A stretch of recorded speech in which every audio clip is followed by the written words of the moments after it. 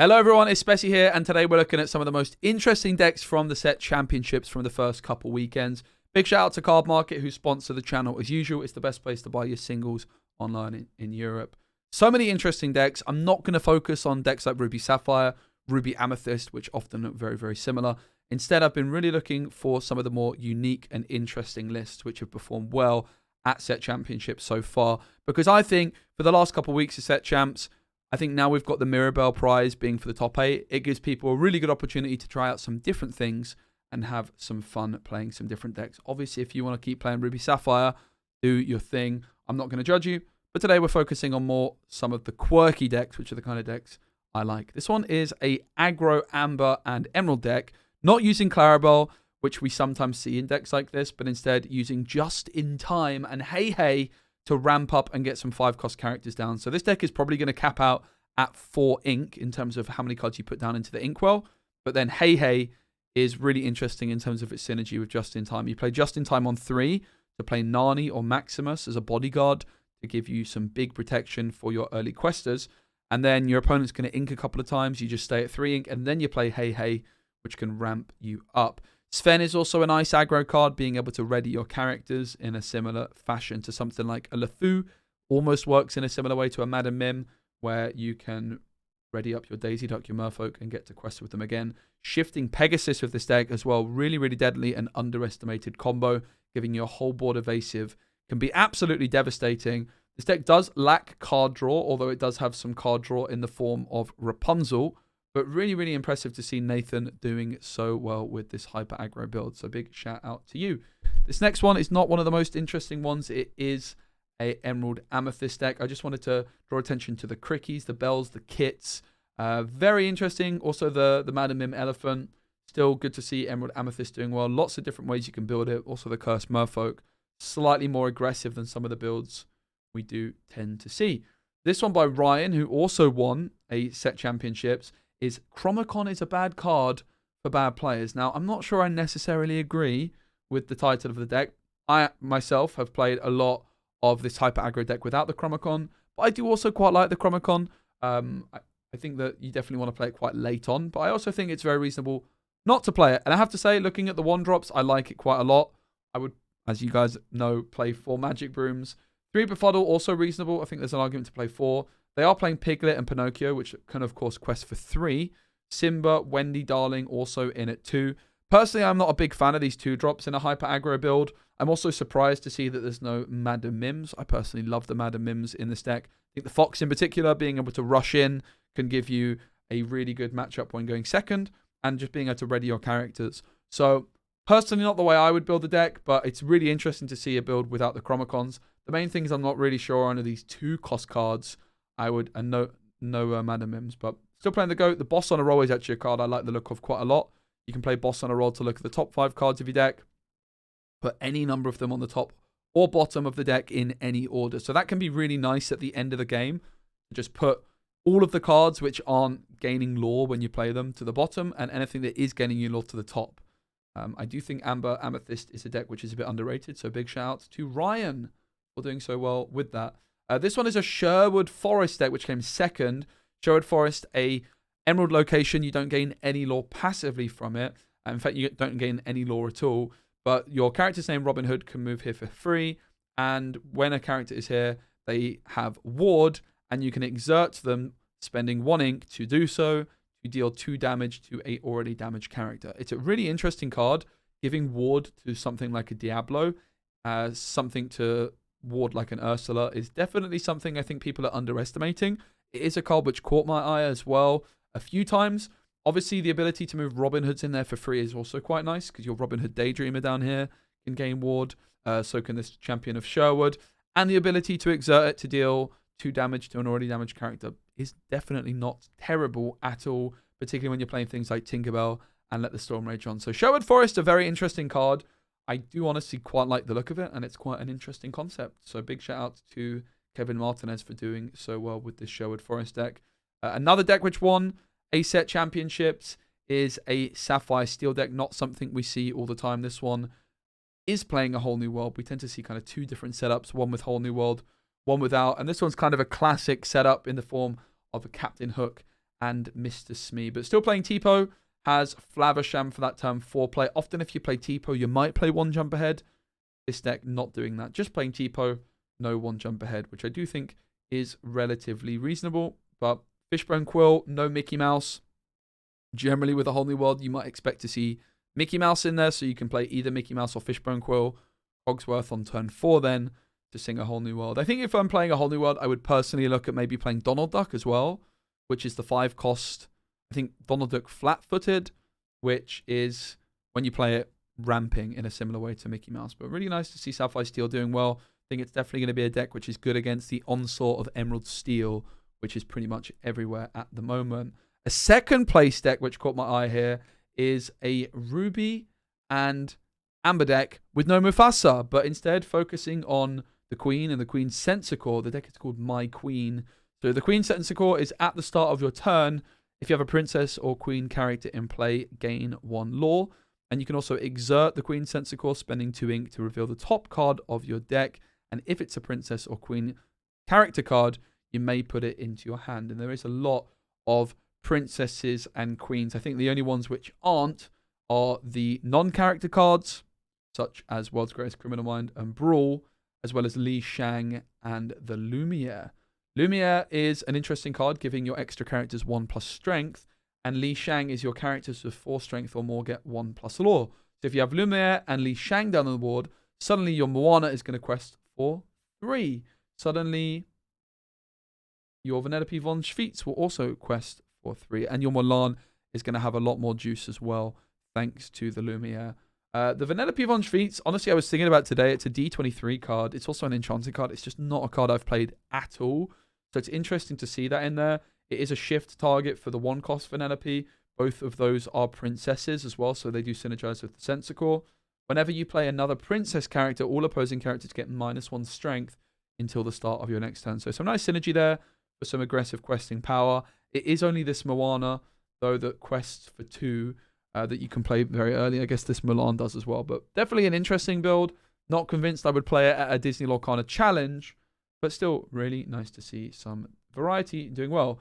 Another deck which did well here is still Amethyst for Francesco, which got a 2nd place finish, and it is a Amethyst Steel deck, a deck which I am very interested in playing a little bit more of myself. I tried a few decks last week on stream. We saw also an Amethyst Steel deck doing really well in Malmo this weekend at the set championships, which I was live streaming. This one's playing Pinocchio, which is a card making a little bit of a comeback in some of these decks as a one-of, exerting readied characters. Obviously, Elsa can do that in the top end as well. I think Queen's Castle is starting to make a real reappearance after the library not really making as much of an impact, I think, as we maybe expected. That extra lore you gain off the Queen's Castle, I think, really, really impactful.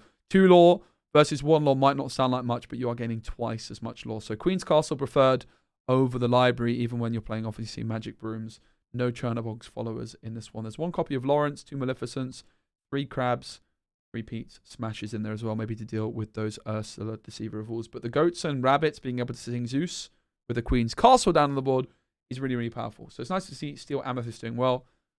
Unfortunately, this deck, I just look at it and it just looks like it just loses to Ruby Sapphire. So my big question for a Amethyst Steel deck is, can you build it in a way which can beat most decks by having this control approach while also still beating Ruby Sapphire? That's what I did last set with my version of the deck, which played Maleficent 1-cost characters and Bengers. But I'm not even sure that those would be quite enough to deal with Ruby Sapphire in its current form that consistently, which is why I've struggled to find a Amethyst Steel deck I like personally. But good job to Francesco with this one. This one is a tournament winning deck by Jan, and I wanted to draw your attention to it because it was slightly different. It's got Smash, it's got Lucifer for some extra discard, and Cricky, as well as some Babooms. Baboomer card I like a lot. Up next, we've got a Hyper Aggro deck, which won a tournament. I do believe, I could be wrong, but I believe this is a player that did quite well at the Birmingham Challenge in France. I think they got top 16 with Amber Steel, and I think they have a background in other card games. And this is a list I really like the look of, I have to say. 2 Pascals instead of Chernobogs and a Broom. Pretty much the same 1-drop setup I would play, except I would just play the 4th Chernobog and the 4th Broom. Then going into the 2 costs, the Chromacons, the Wisdom, the Piglet, I like all of. To be honest with you, I didn't like the Chromacon at first, but it has grown on me. The Piglet, as good as it is, I'm unconvinced that I would want to play the Piglet, because my concern is the Piglet only quests for 1 in the late game and is very easily removed. Added to that, no Madam Mim Snake is a bit of a surprise to me. Having said that, what's really interesting in a 4 cost is the fact that they are playing the Madam Mim Elephant as well as Rapunzel, which is really interesting. Also, 2 copies of the library. I do like this one quite a lot, actually. It's similar to how I would play it. And honestly, the Madam Mim Elephant really, really catching my eye. I did a draft this weekend and had the elephant in the deck, and it was so, so good for me. And I do think that it's a really interesting option for a aggro deck. I love the Madam Mim Snakes and the Madam Mim Foxes in these decks. And it just gives you an extra way of bouncing back cards and replaying them ready. So that's pretty interesting. As is Rapunzel, a card which can draw you and quest at the same time. Not that many good targets for Rapunzel to heal, but the Donald Duck, the Madam Mim Fox, the Merlin Crab, and the Goat, as well as the Elephant, do give you a few. The other thing about Rapunzel is it can also heal itself if you get a couple down. This one, another Amber Ruby deck, but is playing the Mufasa. Also playing Card Soldiers. This finished 2nd place. A bit of ramp options with the Doc and the Gaston. Pongo's in there. You can pay 2 ink to reveal the top card of your deck. If it's a character card, put it into your hand. Otherwise, put it on the bottom. And you don't have to quest to do that. You can also do it the turn you play Pongo. Stitch is in there. Peter Pan's in there. Nice to see Mufasa still doing well at some set champs. We've got a purple Fasa deck doing pretty well as also. This one in France. Very similar to the list which won the tournament back in set 3. The first Disney Lorcana Challenge in North America. I can't remember where it was. But it's utilizing the Fairy Godmother and Cinderella. Whenever you play a character card named Cinderella, you may exert chosen character. So it's a really interesting concept. You have the Fairy Godmother down, you play Cinderella, and it works like a inkable Pinocchio. And also your Cinderella is there to sing Friends. The version that won the Lorcana Challenge didn't play Friends, which always seemed a bit weird when you're playing Cinderella. Pluto's interesting to see as well. No Gaston or Doc, though. But really, really interesting. This Fairy Godmother also, whenever this character quests, your characters gain Challenger 3, and when this character is banished in a challenge, return this card to your hand. So the idea is, let's say you play Mufasa on 5, and then the Fairy Godmother on turn number... Well, I guess also, let's say you shift it on 6, because you have to quest with it. So you have a Mufasa down on the board, you shift it to Fairy Godmother. Suddenly your Mufasa is going to have Challenger 6. You can just use it as a battering ram to clear a threat. It's going to banish. You play the top card of your deck down for free, and the Mufasa comes back into your hand. Pretty amazing combo. So really awesome to see the Mufasa Amethyst decks still doing well here and there. This one is a top 16 deck, but this is actually from the big tournament from France a week ago or so now. So this was not a set champs, but it was like a 600 player tournament, which I didn't get round to covering due to all my traveling. But this did super well. I think top 16 out of 600 players is nothing to smirk at, and it uses Megara, the liberated one. Whenever you play a character named Hercules, you may ready this character. Now, I've actually come up against this card at the Disney Lorcana Challenge in Bologna, where obviously I was casting. We did a draft event with about 16 of us, and I played against Tim, the game developer, in the final of this draft event, and he managed to get about 18 lore in a single turn with this Megara and a bunch of Hercules against me. So I know firsthand that this card is no joke. So it's so amazing to see it actually doing well in a constructed deck. Of course, combining Emerald with Steel, you get the Megara and Emerald, but then Steel has Hercules Hero in Training, Hercules True Hero, Hercules Beloved Hero, and Hercules Divine Hero. Super, super interesting. Also got a whole new world in there, as well as some discard stuff with Prince John. I'm pretty interested in the Megara setups. I want to try it myself. A 3rd place finish in Montpellier for Borf, who is playing a Ruby Steel deck using the 7 Dwarfs Mine. Doc, Happy are the only knights, I believe, in the deck, unless there's a few other cards that randomly have the knight tag. But John Silver in there with the RLS Legacy and the 7 Dwarfs Mine. Also, Jim Hawkins. Deck is definitely lacking a little bit in terms of card draw, but that is what's quite interesting about the Doc. Flynn Rider on 2 into Gustav the Giant on 3 is a really powerful combo as well. Definitely a really exciting deck. I still think Ruby Steel is just lacking that little bit of consistency in terms of card draw, though. But Doc, definitely a card catching my eye, as is the 7 Dwarfs Mine. A 1st place finish for Amber Steel. This one looks pretty standard, so we won't look at it too much. But this was the tournament in France, the 600-player event. This was the winning deck from that. And the French community is crazy. Really, really strong community. In my opinion, the French community is the strongest in terms of player quality. It just makes sense with how popular TCGs are in France. I think if you look at the Lorcana challenges in Europe, 2 French winners, I believe. 1 Italian, 1 player from the Netherlands, which is Frank Carsten, but 2 from France. The French community is really, really strong. So big shout out to this Amber Steel Song deck, which won that 600-player tournament. Back onto the set champs, though. We've got an Amber Steel deck. An Emerald Steel deck looking a little bit different in the Simba, son of Mufasa, which when you play this character may banish a chosen item or location. Obviously, Morph is played in these decks, and this is a shift option. So that's pretty cool. Another Emerald Amber, somewhat aggro deck, but this one playing Mufasa, also playing Perdita, Clarabelle, and Wreck-It Ralph as well. This is a deck I've also had the similar idea of, but really nice to see it doing reasonably well. Only a top 8, but it is a deck I wanted to highlight because it's pretty damn interesting. But still, good job. It won a Mirabelle. Happy days. The Blue Cow, which is the correct deck name. That's what I like to call it, the Blue Cow. I've been playing a lot of these decks, as many of you will know, and it feels like it's almost good, but it's just quite difficult to find the right setup. I like that they've gone for the Muses approach, and this 1 copy of Lady Tremaine is pretty interesting as well, because you can loop the Muses with Tremaine. You play the Tremaine, you put a action card from your discard, like You're Welcome, back into your hand, and then you sing the You're Welcome, and you can bounce back the Lady Tremaine with the Muses to replay it again. So that's a really interesting combo. Maybe 1 isn't that much. My concern when I've been building these decks with the Muses is there's just a real lack of quality songs, but that is going to allow you to, this Lady Tremaine, have quite a few. There's a couple Under the Seas, For You're Welcome, 3 Let It Go, as well as Mother Knows Best. Strike a Good Match, 1 Jump and Seldom. Strike a Good Match is just in there for an extra song for the Muses. So they're really investing in the Muses with the Icebox. This is a setup I like quite a lot. Seldom All They Seem is interesting as well. Chosen character gets -3 strength this turn. It is a card I've looked at in the past with the Muses. The problem with this card is it doesn't draw you a card, but 1 copy of it I think is super interesting, particularly when you can bounce it back with Lady Tremaine. But You're Welcome plus Clarabelle is so powerful. Mother Gothel plus Clarabelle, also really powerful. Really, really exciting deck from Chris, who won the tournament. So good job to them. Zufasa also taking down a set championships. Another kind of aggro build of Amber and Emerald. This one has Diablo in the mix-up. It has Daisy Ducks. No Curse Merfolks, though.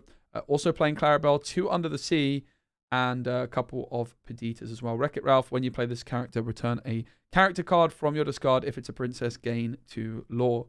Really interesting to see these different versions of Amber Emerald doing the business. So big shout out to Kevin. We've got Amber kind of Steel kind of Song, which it just looks like Amber Steel songs to me. But there's a few different things in there. There's a Kida Bodyguard, same stats as Simba. There's Benja, and then there's Sven as well as Kida. Kida's definitely an interesting one. Gives maybe the deck that little bit of aggro. You play Kida to lower the strength of all of the characters on the board until the start of the next turn, and then maybe you can just get in an extra round of questing. Sven also gives you that little bit of aggro, but also there's no aerial in this deck. I just realized that is very, very interesting. No aerial. Wow. So there's Storm, there's Strength, and there is still Whole New World, but no aerial. Very, very spicy indeed. I honestly don't hate it. Nathan up next, who is finished top 32 at Vegas, apparently, playing a Emerald Amethyst deck. Peter Pan Shadowfinder, the card I kind of wanted to draw your attention to, being an awesome answer to Diablo. Up next, we've got 3-Peat, which is a top 8 deck in a set championships, playing Sapphire and Steel. There's 1 Mufasa in there. They also have Tipo, no Mickey Mouse. But what I do like to see is those couple of Talas, just to give you some extra things if you do go Tipo on 2 to actually play on turn 3. Only 3 Popsicles, 3 Photospheres. Seems a bit off to me. I think you just always play 4 of these, particularly the Popsicles. But there we go. That's just my opinion. Up next, we've got another Amber Amethyst deck by Mrs. Shorty. This one a top 4. 1 Cinderella in there, which is interesting to sing Friends. Only 2 Gathering Knowledge and Wisdom. 4 Pascal, so lots of 1 drops. 2 Gathering Knowledge, no Chromacons, Piglet, Pinocchio, Simba, 1 Bare Necessities, 3 Baloo. Sven's in there as well. Pretty cool deck. Congrats. A winning Amber Steel deck. This one with 1 Daisy Duck. Couple of Lanterns are in there. and 3 big Cinderellas. But a nice tournament-winning deck. We see Amber Steel quite a lot. Oops, so let's not talk about that too much.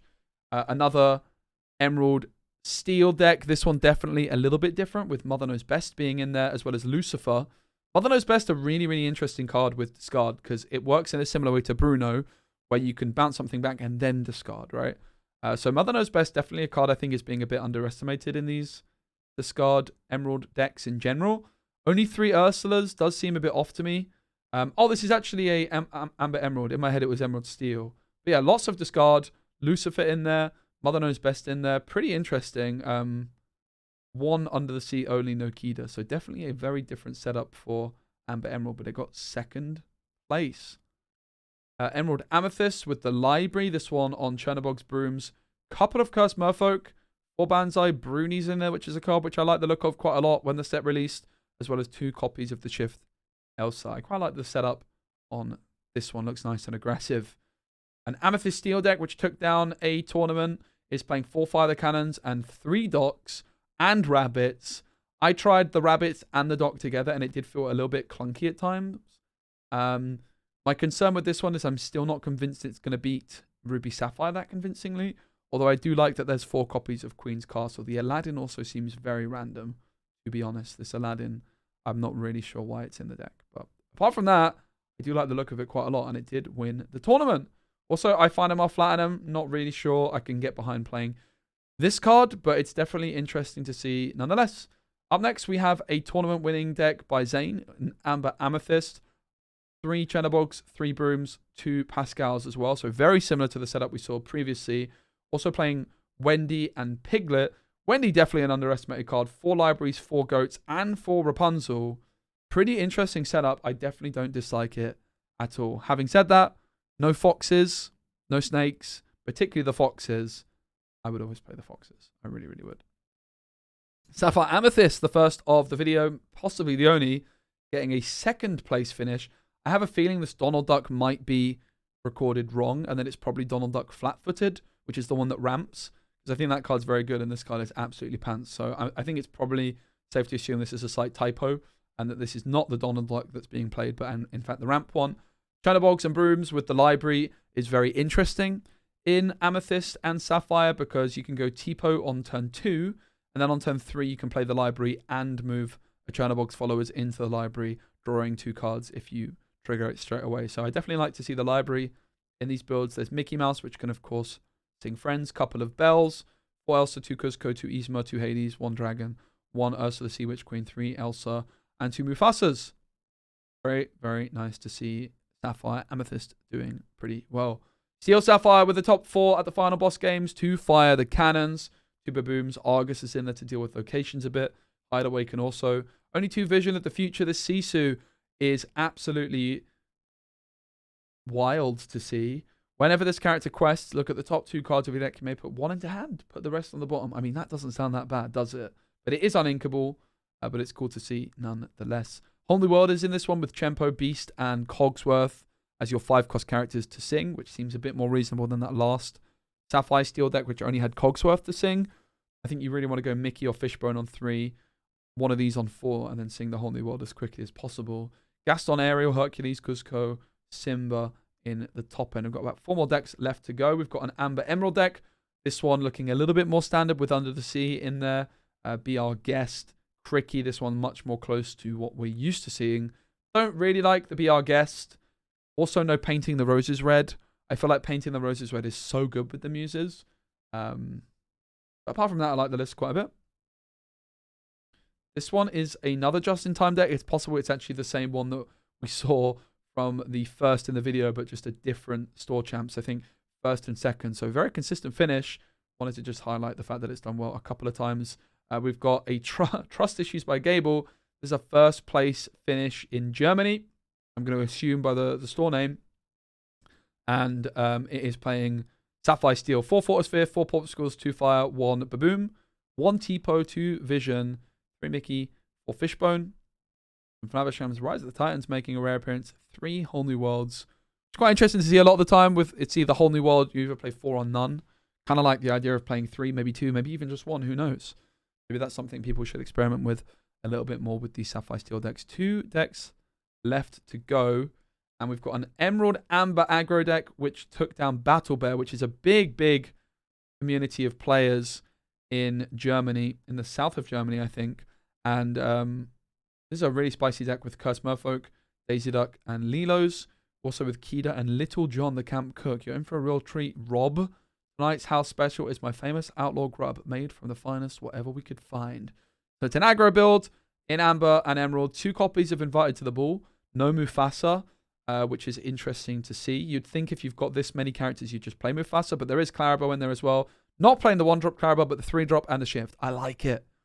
I do like it a lot, seeing the 3-drop Clarabelle, which I revealed, and the big Shifter, as well as 1 Chernabog. And finally, last but certainly not least, another Hyper Aggro deck taking down a Store Champs. This one, a Amber Amethyst.